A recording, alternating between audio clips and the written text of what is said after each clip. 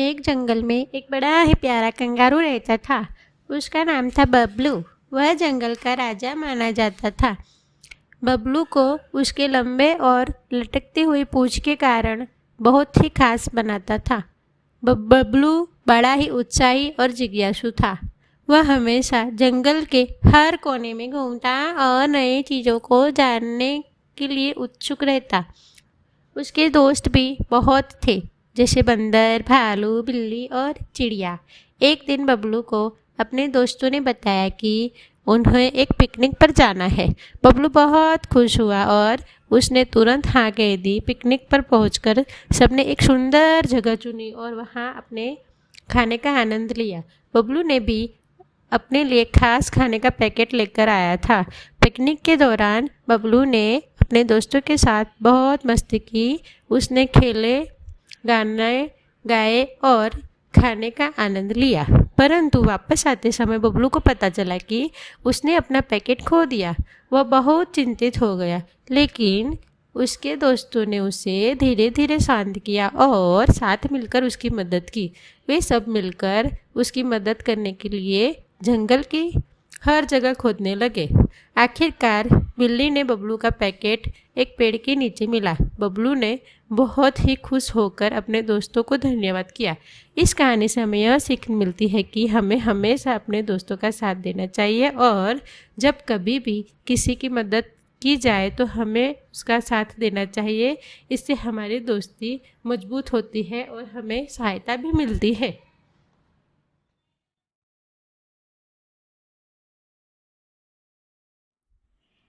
दयालु जलपरी की कहानी। बहुत समय पहले एक गहरे समुद्र में एक दयालु जलपरी रहती थी।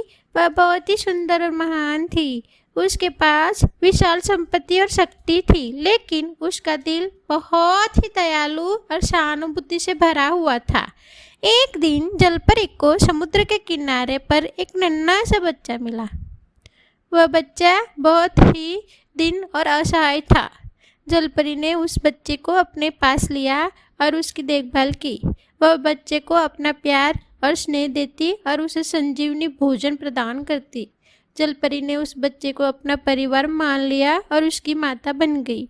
बच्चे को जलपरी ने दिन नाम रखा, क्योंकि वह बहुत ही दिन और निर्लज था। जलपरी ने दिन को उसकी शिक्षा और उन्नति के लिए समर्पित किया। समय के साथ दिन बड़ा हो गया और उसने जलपरी के दयालुता और सहानुभूति की मिसाल बनाई। वह भी अब एक दयालु और नेक जलपरी बन गया।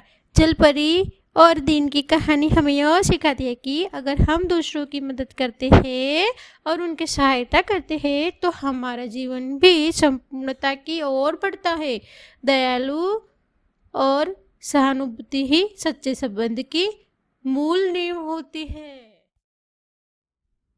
लोमड़ी और चिड़िया की कहानी। एक जंगल में एक चिड़िया रहती थी, जो कि बहुत ही सुंदर और चालाक थी। वह अपने पंखों से जंगल की ऊंचाइयों में उड़ती और खेलती रहती थी।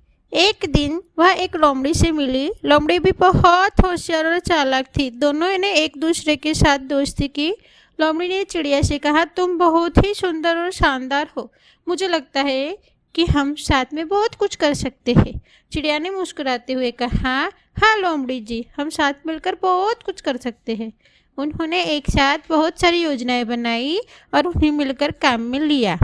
चिड़िया लोमड़ी को ऊंची जगहों पर ले जाती और लोमड़ी चिड़िया को नीचे छोड़ देती थी। इस प्रकार वे दोनों एक दूसरे की मदद करते रहे और साथ में बहुत मस्ती करते थे। एक दिन चिड़िया को उड़ते हुए किसी ने जाल में फंसा देखा। वह तत्काल लोमड़ी को बुलाकर उसकी मदद के लिए प्रार्थना की। लोमड़ी ने देर न करते हुए चिड़िया की मदद की और उसे जाल से बाहर निकाला। चिड़िया ने लोमड़ी का आभार व्यक्त किया और उनकी सहायता के लिए धन्यवाद कहा।